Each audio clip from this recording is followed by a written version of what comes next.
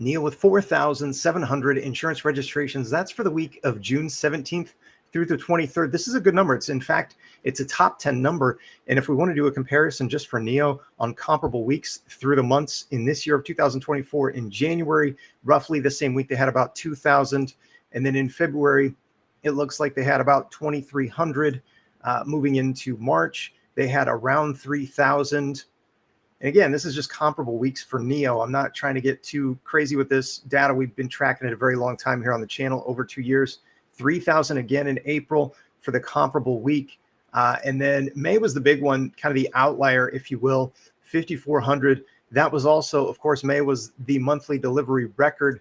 But what I'm seeing and thinking with respect to all of this is, as we see this kind of last week unfold for June, I do think NIO looks in line to come in with their guidance. In fact, if we look back through, and this was kind of this was easily the biggest week that NIO's ever had, the 6,700, which was the end of May and encompassed a couple days in June. So some of those numbers will carry over, but typically the last week of the month is the best for NIO.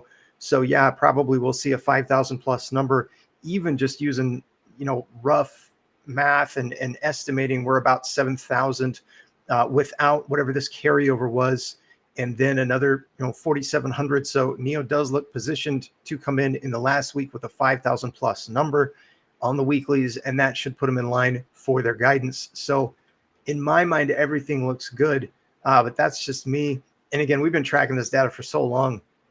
I just think it's fascinating to see what other people's takes are on it. I think there's a lot of emotion and maybe a little too much that gets made over the weeklies, especially when people don't realize things like, for example, this was a top 10 weekly number, and there's another full week ahead, the end of the month, to follow. And that's consistently where NIO has been at the best with their numbers. So let's see what happens for the last week. Thanks for stopping by. Come back and see me again. Have a great day. I'll see you all again very soon.